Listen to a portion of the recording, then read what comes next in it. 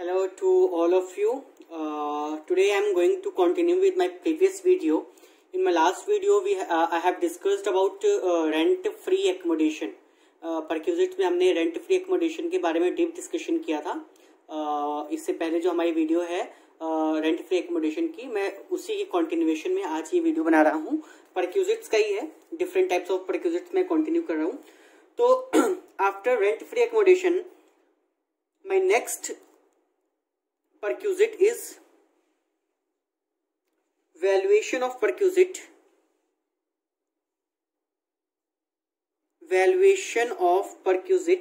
in respect of free domestic servants. In respect of free domestic servants, sometimes what happen that कि कुछ employees ऐसे होते हैं, officer rank के employees होते हैं, जिसको एम्प्लॉयर जो है कुछ सर्वेंट्स भी प्रोवाइड करता है एट द बंगलो. ठीक है, एम्प्लॉय के बंगलो पर या एम्प्लॉय के घर पर कुछ फ्री सर्वेंट्स हैं. ठीक है, तो डोमेस्टिक सर्वेंट्स के केस में जो हमारा परक्यूजिट है, तो in that case the actual cost to the employer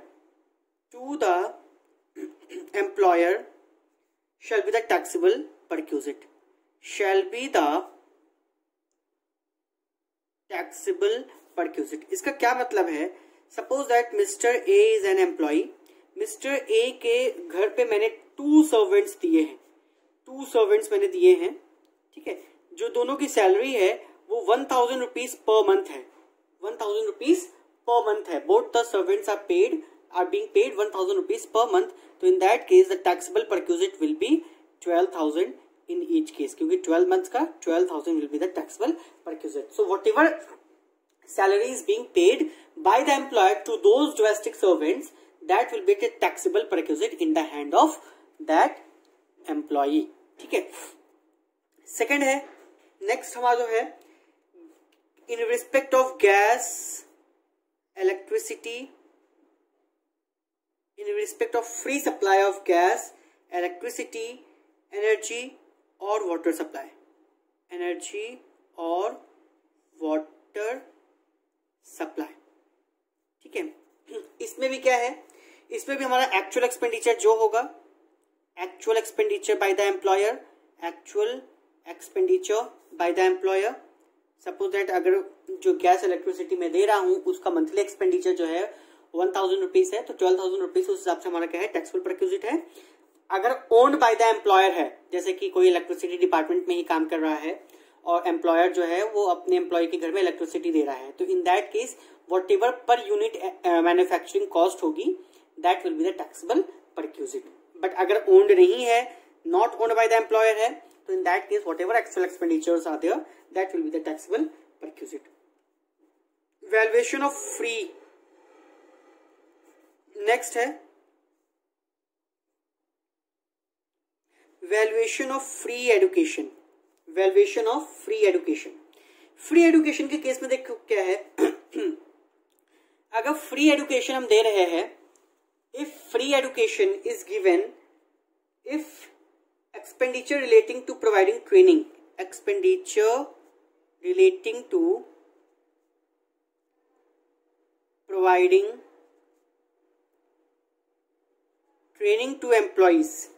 two employees.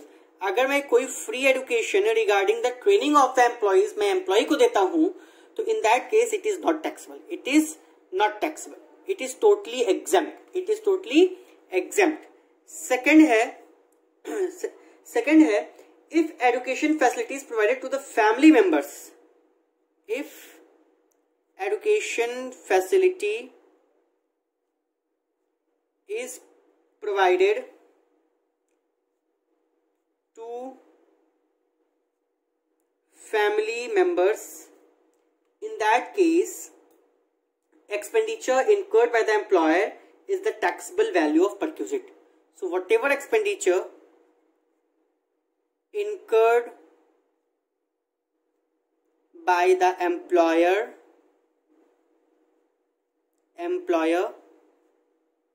will be the taxable perquisite. ठीक है, payment of tuition fees or reimbursement of tuition fees is chargeable to tax. Whatever payment of tuition fees or whatever reimbursement of tuition fees is there, that will be your taxable perquisite. C case है, if education facility is provided to family member, if education facility is provided to family member of an employee, family member of an employee in an education institute owned by the employer. इसका क्या मतलब है कि suppose that कि जो employer है वो अपने एम्प्लॉय के किसी भी फैमिली मेंबर को एजुकेशन फैसिलिटी प्रोवाइड करता है. तो जो एम्प्लॉयर है, suppose that A is a employer, इसने अपना खुद का स्कूल मेंटेन कर रखा है.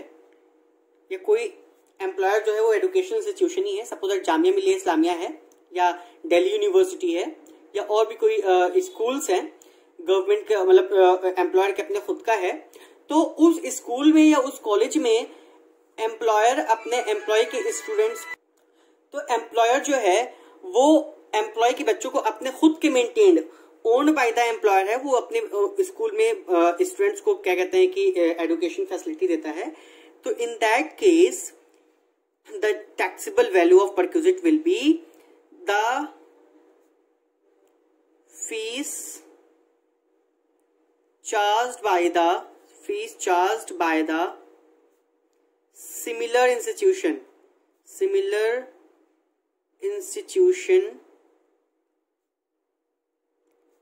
will be the taxable perquisite.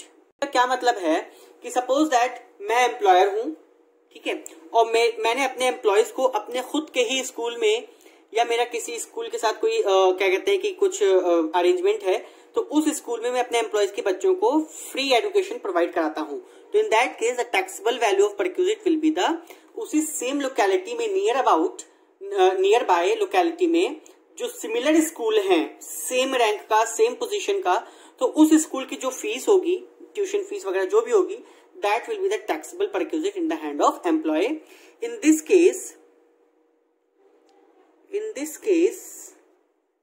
case up to rupees 1000 per month per child is exempted. इसका क्या मतलब है? सपोज दैट जो हम अपने स्कूल में उसकी एजुकेशन फैसिलिटी दे रहे हैं, तो उसी तरह का सेम, सपोज दैट बगल में कोई, ये तो एक स्कूल Z है, बगल में ही कोई स्कूल Y है, ठीक है, जो कि Z स्कूल की तरह है, जिसकी फीस है 5000 rupees per month, 5000 rupees per month. तो in this case 5000 will be taxable perquisite, but it is exempted up to rupees 1000. 1000 रुपए पर मंथ तक एग्जेम्प्ट है. Balance amount of rupees 4000 per month is your taxable perquisite. तो यहां पर क्या है कि in this case up to rupees 1000 per month per child is exempted. लेकिन दिस बेनिफिट ऑफ एग्जम्पशन तभी अवेलेबल है जब एजुकेशन फैसिलिटी किसी फैमिली मेंबर को दी जा रही है. फैमिली मेंबर में, ठीक है, फैमिली मेंबर में हमारा क्या है कि सिर्फ चिल्ड्रंस आते हैं, एम्प्लॉय के अपने बच्चे, एम्प्लॉय के भाई बहन या एम्प्लॉय के भाई बहन के बच्चे, they are not included in family. Family includes only children of the assessee या एम्प्लॉय. क्लियर है? Now, valuation of leave travel concession. Valuation of leave travel concession, जिसको हम LTC बोलते हैं. LTC क्या होता है कि कभी कभी क्या, नॉर्मली अच्छे इंस्टीट्यूशंस में जो होते हैं, एम्प्लॉयर जो होता है एम्प्लॉय को लीव ट्रैवल कंसेशन, मतलब एक पैकेज देता है कि छुट्टियों में घूमने के लिए, फैमिली के साथ जाकर के घूमने के लिए होता है. लीव ट्रैवल कंसेशन उसको बोलते हैं. तो leave travel assistance extended by an employer to an employee for going anywhere in India. It is for in India only. Anywhere in India along with his family is exempt on the basis of provisions given in the following. ठीक है, तो leave travel concession जो हमारा है which is given by the employer to the employee for traveling anywhere in India. ठीक है, तो उस केस में जो हमारी एग्जेम्पशन है सिचुएशन एंड एग्जेम्पशन. तो पहला है where journey is performed by air. Where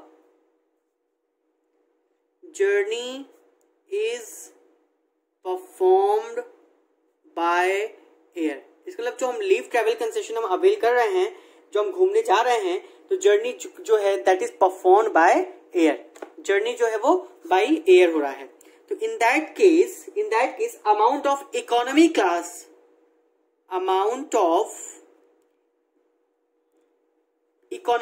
not business class, economy class airfare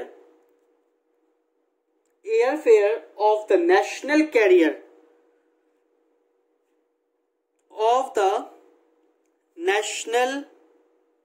carrier by the shortest route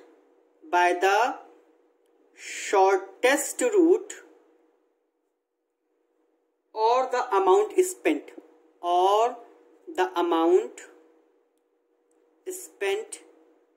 whichever is less. इसका क्या मतलब है कि एग्जेम्पशन जो मिलेगी उसको जब वो परफॉर्म जो journey is perform by air mode.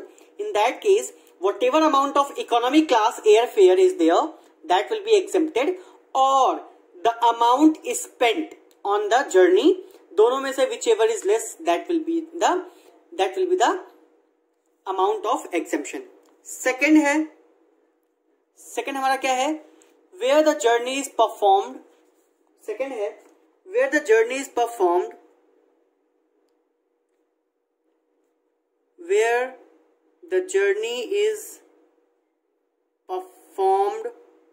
by rail.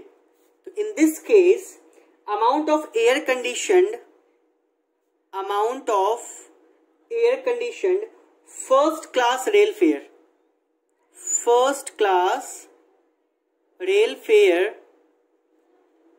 by the shortest route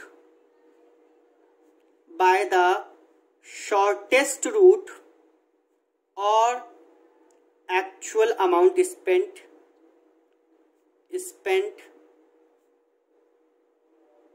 whichever is less. दोनों में से whichever is less, that will be the value of exempted perquisite. ये टैक्सेबल परक्यूजिट नहीं है, मैं exemptions की लिमिट बता रहा हूं कि कितना exempted है और कितना टैक्सेबल होगा. ठीक है, नेक्स्ट है हमारा where the place of origin of journey and destination are connected by rail and a journey is performed by any other mode of transport. ठीक है, इसका क्या मतलब है कि जो origination and destination are well connected by train, वहां पे रेल फैसिलिटी अवेलेबल है, बट स्टिल हम बस से जा रहे हैं, एयर से जा रहे हैं या और अपने किसी भी अदर मोड ऑफ ट्रांसपोर्टेशन से जा रहे हैं, तो उस केस में भी हमारा जो एग्जेम्पशन है that will be amount of AC first class rail fare by the shortest route और amount whichever is less. ठीक है, मतलब वहां पे रेल फैसिलिटी अवेलेबल है but still I am using any other mode of transportation, तो in that case जो हमको एग्जेम्पशन मिलेगा वो एसी फर्स्ट क्लास के अकॉर्डिंग ही हमारा एग्जेम्पशन होगा. ठीक है, अच्छा यहाँ पे जो हमारा एग्जेम्पशन मिलेगा, leave travel concession can be availed या only two leave travel concessions can be availed during the block of 4 years.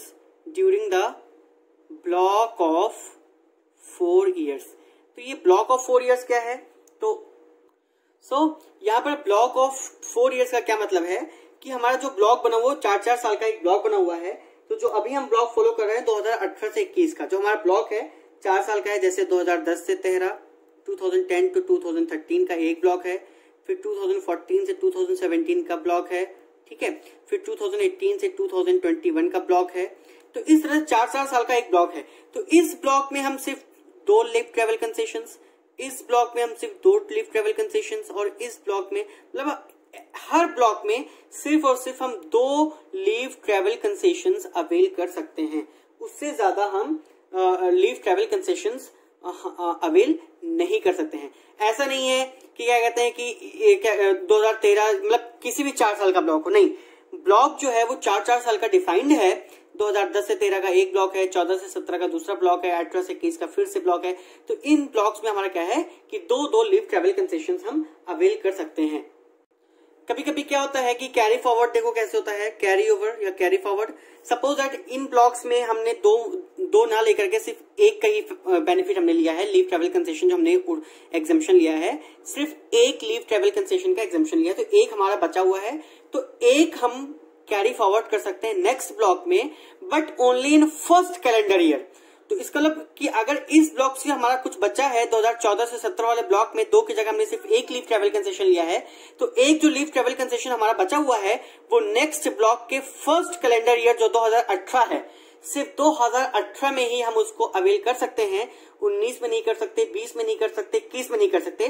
तो इसका क्या मतलब है कि we can carry forward only 1 leave travel concession not avail in the previous calendar year to the subsequent block for first calendar year only. तो हम क्या है किसी पहले कैलेंडर ईयर में ही उसका बेनिफिट अवेल कर सकते हैं, नेक्स्ट ब्लॉक के उसमें ही हम कैरी फॉरवर्ड कर सकते हैं, उसके बाद हम उसको नहीं कर सकते हैं।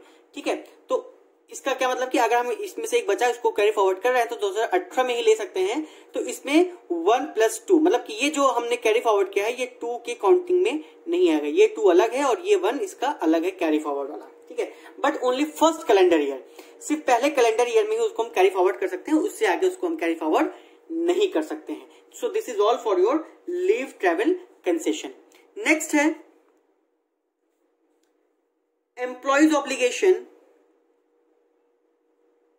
Employee's obligation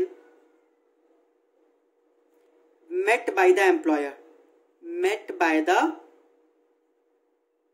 employer। इसका क्या मतलब है, amount paid by an employer, amount paid by amount paid by an employer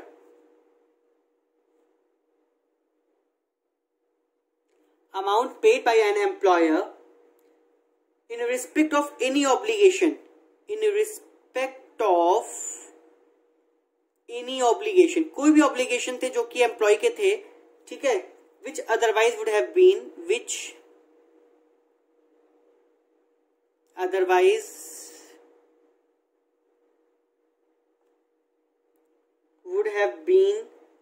payable by the employer, payable by the employee is taxable, Suppose that I am the employee, मैं employ हूं, my name is Shiran and I am the employee, and Mr. H is an employer। ये employer है और ये employ है। ठीक है, employ को कोई ऑब्लिगेशन थे, सपोज दैट कोई फीस एंड फाइन्स है या कोई इंटरेस्ट है, व्हाटएवर कोई ऑब्लिगेशन है, एंड दैट ऑब्लिगेशन ऑफ ₹1000, ये जो 1000 का ऑब्लिगेशन है, that obligation of ₹1000 is paid by the employer. Employer ने उसके बिहाफ पे पे कर दिया है, तो that 1000 is the taxable perquisite in the hand of an employee. तो employees obligation met by the employer is taxable in all the cases। Next है हमारा interest free loan. Interest free loan और loan given at concessional rate, loan given at concessional rate. इसका क्या मतलब है, suppose that कभी कभी क्या होता है कि एम्प्लॉय है, एम्प्लॉय को एम्प्लॉयर ने लोन फैसिलिटी दे रखा है। ठीक है, अगर वही लोन अगर हम बैंक से लेते हैं या कहीं और किसी फाइनेंशियल इंस्टीट्यूशन से लेते हैं तो यू हैव टू पे certain rate of interest on that. ठीक है, उस पर हमको एक सर्टेन रेट ऑफ इंटरेस्ट पे करना होता है। लेकिन कभी कभी क्या होता है कि जो एम्प्लॉयर है ही is giving the loan facility to the employee either interest free और at very nominal rate of interest. Suppose अगर बाजार में 10% रेट ऑफ इंटरेस्ट है तो एम्प्लॉय 2 और 3% रेट ऑफ इंटरेस्ट पे ही एम्प्लॉयर से उसको पा जा रहा है इंटरेस्ट को, लोन को। तो उस केस में हमारा टैक्सेबल परक्विजिट क्या होगा? तो उस केस में तो पहले हमारी कुछ कंडीशंस हैं जो फुलफिल होनी चाहिए, ठीक है। तो पहले मैं बताता हूं कि क्या कहते हैं कि टैक्सेबल कैसे होगा, फिर मैं बताता हूं कि उसमें कंडीशंस क्या हैं। तो पहला है, in such case the amount of taxable perquisite will be, in such case the amount of taxable perquisite will be the interest charged by the State Bank of India at the rate on the first day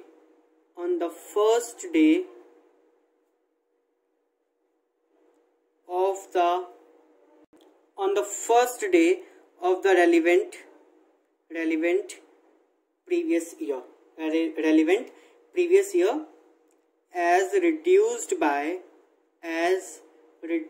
by the amount of interest recovered by the employer। इसका क्या मतलब है?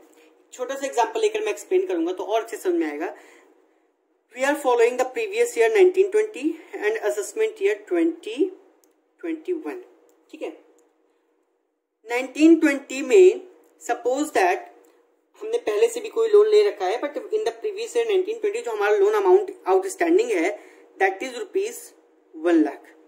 1 लाख रुपए का loan हमारा जो है वो इंटरेस्ट फ्री लोन जो है एम्प्लॉयर ने एम्प्लॉय को दिया था 1 लाख रुपए का। इस पे कोई इंटरेस्ट वो चार्ज नहीं कर रहा है।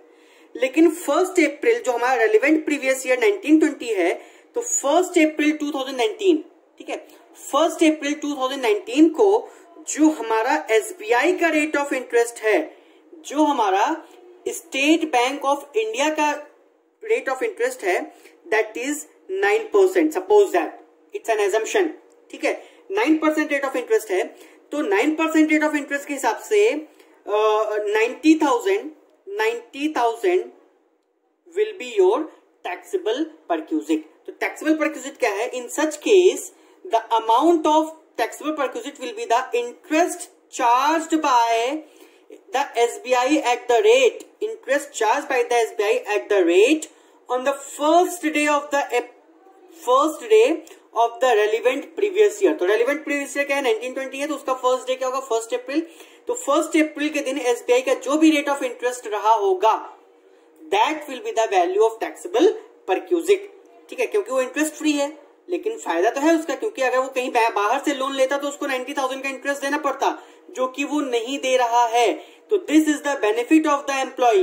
वो 90,000 उसके सेव हो रहे हैं, बच रहे हैं। तो this saving of rupees 90,000 is the benefit of employee, that's why it is chargeable in the hand of employee as a taxable perquisite, ठीक है। अच्छा, अब इसमें सपोज जो एम्प्लॉयर है वो 2% पे rather than giving free loan, free interest free loan, वो 2% या 3% या समथिंग 5% कंसेशनल रेट पे इंटरेस्ट दे रहा है।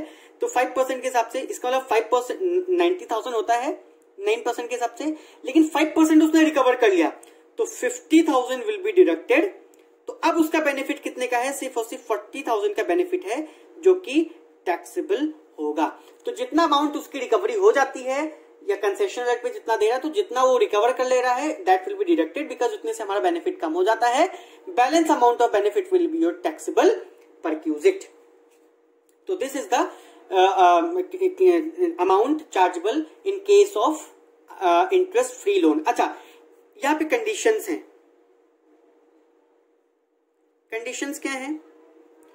कि कंडीशंस ये हैं कि इंटरेस्ट फ्री लोन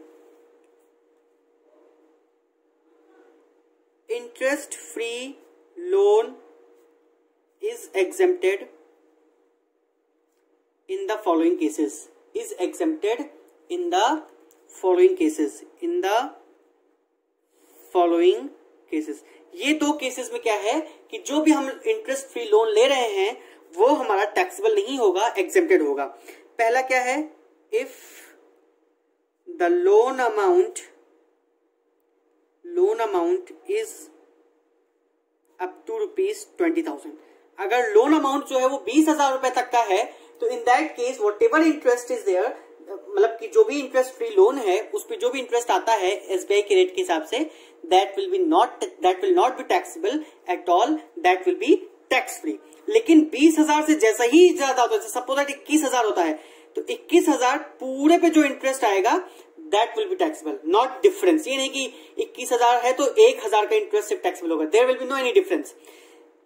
20,000 तक एग्जेम्प्ट है, 20,000 से ज्यादा जैसा ही होता है तो एग्रीगेट अमाउंट पर जो इंटरेस्ट आएगा that will be chargeable to tax as a taxable perquisite, not on the difference. ठीक है। दूसरा है, if the loan is taken for the treatment of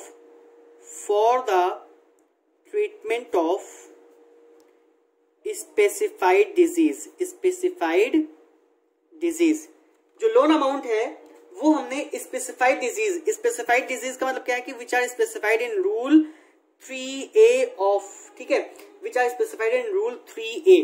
ठीक है, तो स्पेसिफाइड डिजीज जैसे कि टीबी है, कैंसर है, तो ये सारी टीबी हमारी स्पेसिफाइड डिजीज हैं। अगर इन स्पेसिफाइड डिजीज के ट्रीटमेंट के लिए अगर हमने कोई लोन लिया है तो in that case also whatever interest free loan is there, so जो भी उस पर इंटरेस्ट आएगा that will be tax free, उस पर हमारा कोई भी टैक्स हमको नहीं देना है।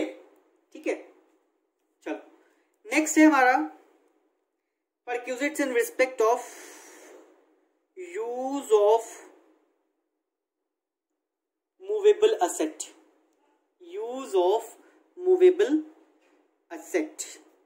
ठीक है, मूवेबल एसेट में क्या है, जैसे कि कोई भी फर्नीचर है, ये सब चीजें हैं, कार है। ठीक है, तो in that case if computer और लैपटॉप इज प्रोवाइडेड,